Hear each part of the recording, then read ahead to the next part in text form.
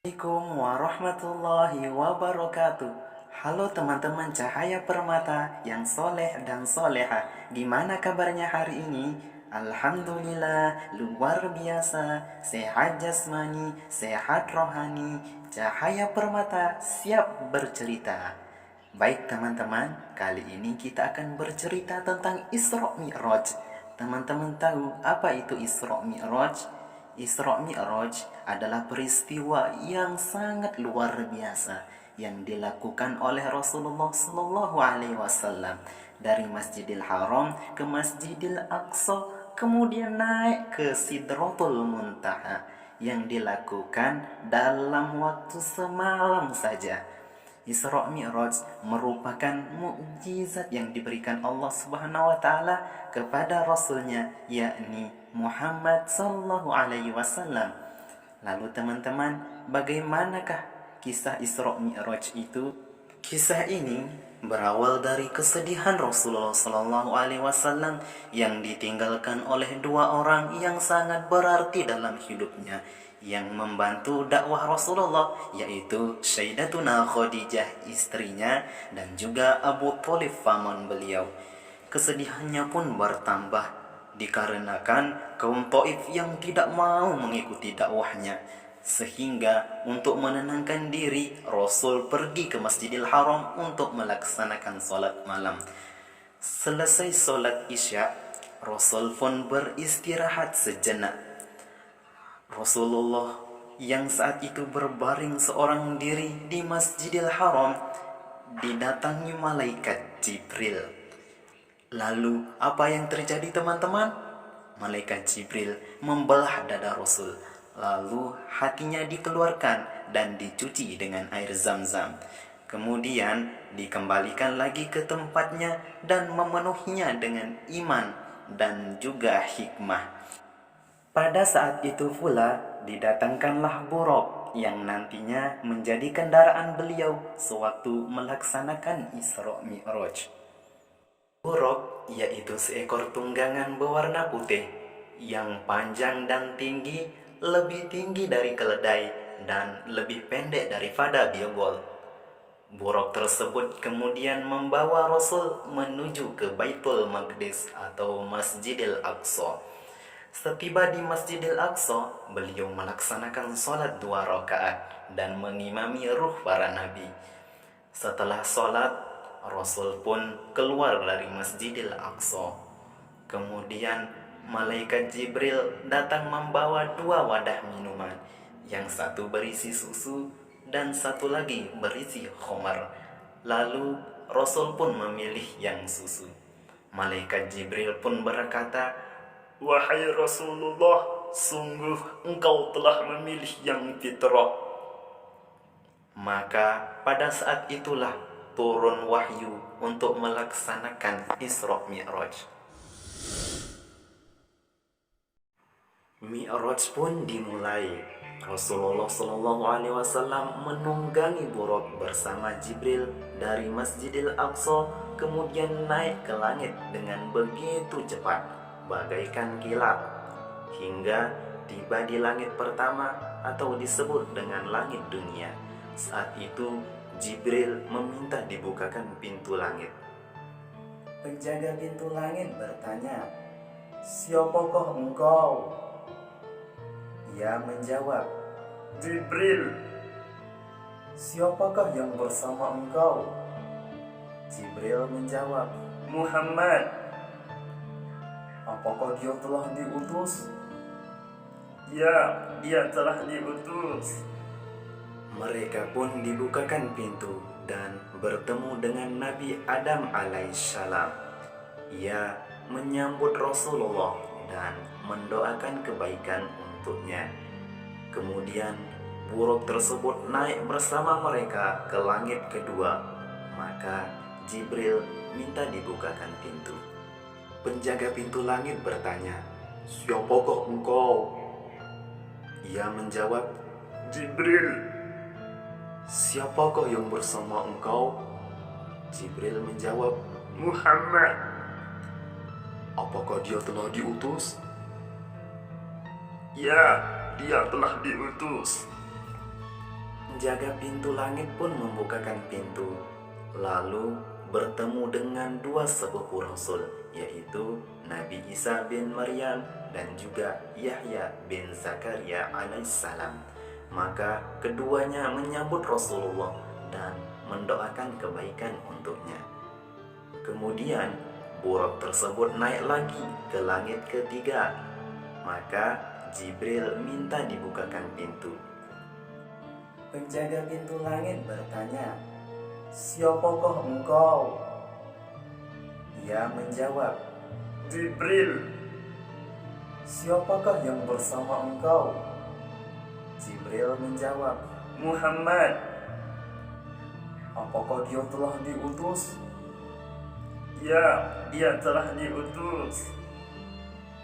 Mereka pun dibukakan pintu langit dan bertemu dengan Nabi Yusuf yang telah dianugerahi setengah dari ketampanan manusia sejagat.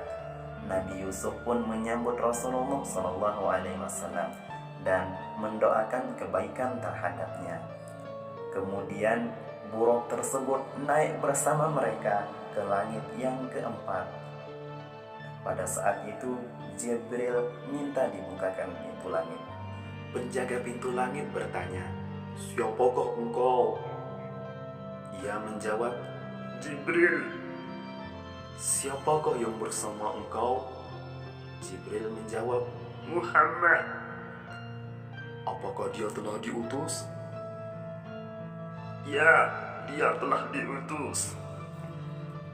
Penjaga pintu langit pun membukakan pintu, lalu bertemu dengan Nabi Idris alaihissalam.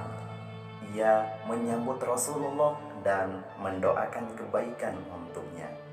Allah telah berfirman untuknya, "Dan kami telah mengangkatnya ke tempat yang tinggi." Kemudian buruk tersebut naik bersama mereka ke langit yang kelima. Jibril minta dibukakan pintu langit. Penjaga pintu langit bertanya, "Siapakah engkau?" Ia menjawab, "Jibril." "Siapakah yang bersama engkau?" Jibril menjawab, "Muhammad." "Apakah dia telah diutus?" "Ya, dia telah diutus." Penjaga pintu langit kemudian membukakan pintu dan bertemu dengan Nabi Harun. Ia menyambut Rasulullah dan mendoakan kebaikan untuknya. Kemudian buruk tersebut naik bersama mereka ke langit yang keenam. Jibril pun minta dibukakan pintu. Penjaga pintu langit bertanya, "Siapakah engkau?" Ia menjawab, "Jibril." "Siapakah yang bersama engkau?" Jibril menjawab, "Muhammad." "Apakah dia telah diutus?" "Ya, dia telah diutus." Penjaga pintu langit membukakan pintu dan bertemu dengan Nabi Musa alaihissalam. Lalu ia menyambut Rasulullah dan mendoakan kebaikan untuknya. Kemudian buruk tersebut naik bersama mereka ke langit yang ketujuh. Jibril minta dibukakan pintu. Penjaga pintu langit bertanya, "Siapakah engkau?" Ia menjawab, "Jibril." "Siapakah yang bersama engkau?" Jibril menjawab, "Muhammad." "Apakah dia telah diutus?" "Ya, dia telah diutus." Mereka pun dibukakan pintu dan bertemu dengan Nabi Ibrahim alaihissalam yang sedang menyandarkan punggungnya di Baitul Ma'mur, di mana tempat itu dimasuki oleh 70.000 malaikat setiap harinya. Setelah dari langit yang ketujuh, Buraq kemudian pergi bersama Rasulullah menghadap Allah SWT ke Sidratul Muntaha yang lebar daun-daunnya seperti telinga gajah dan buah-buahnya seperti tempayan besar. Tatkala perintah Allah memenuhi Sidratul Muntaha berubah dan tak ada seorang pun dari makhluk Allah yang bisa menjelaskan sifat-sifat Sidratul Muntaha karena begitu indahnya. Disitulah Allah kemudian memberi Rasulullah wahyu dan mewajibkan sholat 50 kali dalam sehari semalam. Setelah mendapatkan perintah dari Allah Subhanahu wa Ta'ala, Rasulullah kemudian turun di langit yang keenam bertemu dengan Nabi Musa. Nabi Musa pun bertanya, "Wahai Rasulullah, apa yang diwajibkan Rabbmu terhadap umatmu?"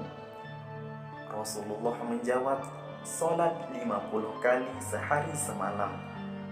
Musa berkata, "Kembalilah kepada Rabbmu, mintalah keringanan, karena sesungguhnya umatmu tidak akan mampu melakukan hal itu, sebagaimana aku telah menguji Bani Israel dan telah mengetahui bagaimana kenyataan mereka." Rasulullah menjawab, "Baik, aku akan kembali kepada Rabbku." Hal itu dilakukan Rasulullah sampai membuatnya bolak-balik antara Rabbnya dan juga dengan Nabi Musa, hingga Allah Subhanahu wa Ta'ala pun berfirman, "Wahai Muhammad, sesungguhnya kewajiban sholat itu 5 kali dalam sehari semalam. Setiap sholat mendapatkan pahala 10 kali lipat. 5 kali sholat sama dengan 50 kali sholat. Barang siapa yang berniat melakukan satu kebaikan dan dia tidak melaksanakannya, maka dicatat untuknya satu kebaikan, dan jika ia melaksanakannya, dicatat untuknya 10 kebaikan. Barang siapa yang berniat melakukan satu kejelekan namun dia tidak melaksanakannya, maka kejelekan tersebut tidak dicatat sama sekali, dan jika ia melakukannya, dicatat sebagai satu kejelekan." Kemudian Rasulullah turun lagi bertemu Nabi Musa dan memberitahukan kepadanya. Nabi Musa pun mengatakan, "Kembalilah lagi wahai Nabi Muhammad dan mintalah keringanan kepada Rabbmu, karena umatmu pasti tidak akan sanggup melaksanakannya." Rasul pun menjawab, "Aku telah berulang kali kembali kepada Rabbku, hingga aku pun merasa malu kepadanya." Akhirnya pada saat itu perintah sholat 5 kali dalam sehari semalam telah ditetapkan. Rasulullah dan malaikat Jibril pun berpamitan dengan Nabi Musa dan turun melanjutkan perjalanan. Seketika itu terdengar suara dari langit, "Wahai Muhammad, engkau telah menyetujui farduku, dan aku telah memberi keringanan pada hambaku." Allah sangat menyukai ibadah sholat karena membuat hambanya menjadi ingat kepadanya.